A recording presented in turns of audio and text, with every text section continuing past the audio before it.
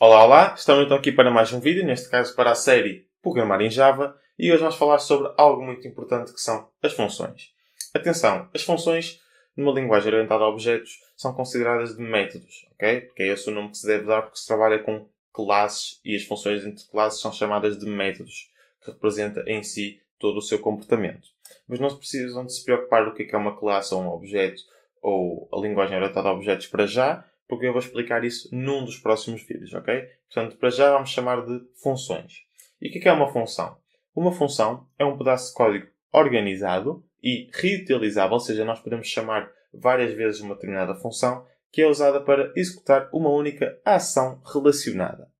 As funções proporcionam uma melhor modularidade e um alto grau de reutilização de código. Lá está, a parte de chamar uma função várias vezes e ter acesso ao seu próprio código é a parte da reutilização do código. Atenção, não é possível criar uma função dentro de uma outra função. É sim possível chamar uma ou várias funções dentro de uma própria função. Ok?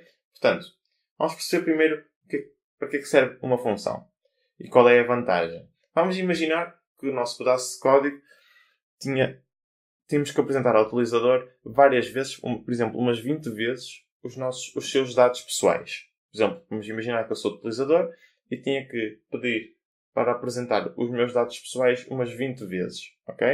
Portanto, o que iria acontecer aqui é que o programador teria então que escrever 20 vezes os dados pessoais desse utilizador, ou seja, tinha que programar 20 vezes o mesmo código. Isso não é sem dúvida, não é uma boa política de um bom programador. Ou seja, não é uma boa forma de trabalho.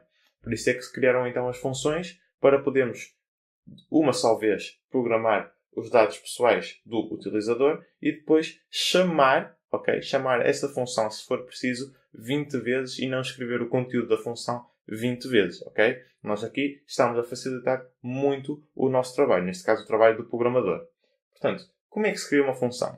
Como podemos ver aqui, o public void run já é uma própria, neste caso é um método, mas é uma função. Ok? Que é basicamente a mesma coisa. Só que como estamos a trabalhar com classes, eu tenho o hábito de chamar de método porque é o que isso representa, é mesmo um método. Mas para este vídeo vamos chamar de função. Portanto, o public void run é já uma função. Porque é o público? O público representa que, vamos falar também mais tarde, que é um modificador de acesso. Vamos ter um vídeo sobre modificadores de acesso, vamos explicar os vários existentes. Mas o público, posso explicar já muito resumidamente, que significa que podemos ter acesso em qualquer lado. Ou seja, no main.java, nós podemos ver que chamamos então o método run. Neste caso, a função run. Porquê? Porque nós temos acesso a essa mesma, com o público. O void. O void o que representa é algo que vamos aprender no próximo vídeo, que vai se chamar return.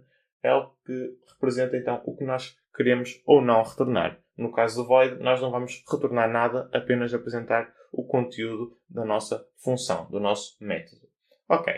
Portanto, o run é então um nome que nós escolhemos, nós podemos mudar o nome e vamos criar uma outra função para termos alguma visualização de tudo a acontecer.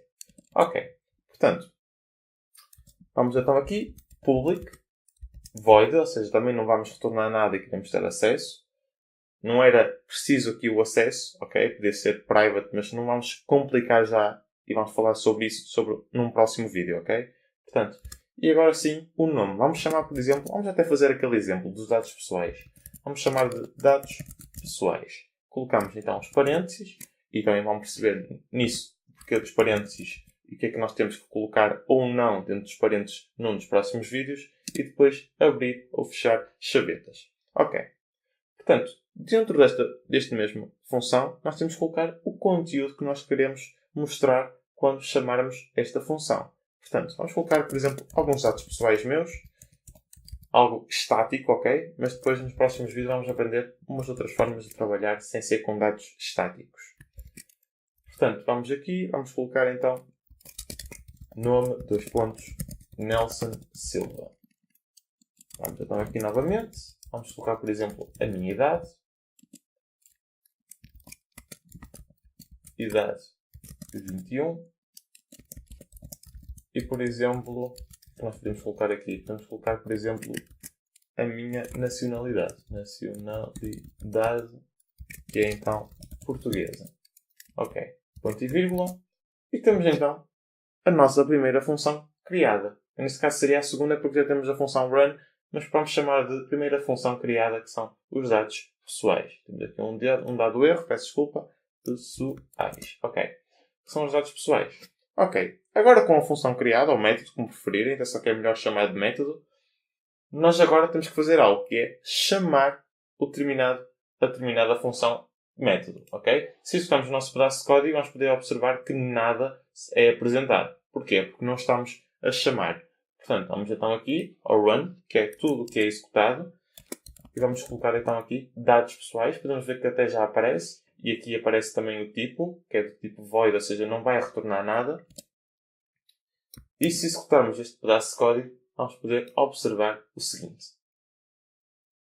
Neste caso, podemos observar que a dada função, neste caso método, fora então chamada e foi apresentado todo o seu conteúdo. Neste caso, nome Nelson Silva, idade 21, nacionalidade portuguesa. Naquele exemplo que eu falei de chamar 20 vezes, eu não vou estar a fazer o seguinte. Eu não vou estar a fazer 20 vezes, neste caso vamos fazer 3.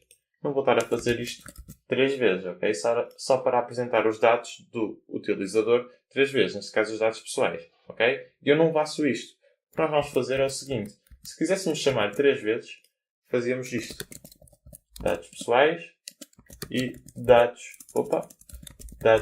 pessoais. Atenção que podemos simplificar isto com ciclos, mas vamos deixar assim estar para ver que tudo for apresentado da mesma forma e que com apenas 3 linhas, e não aquelas linhas todas que nós tínhamos, foi tudo apresentado e fizemos de uma forma, neste caso, correta, ou seja, de uma boa política para o programador.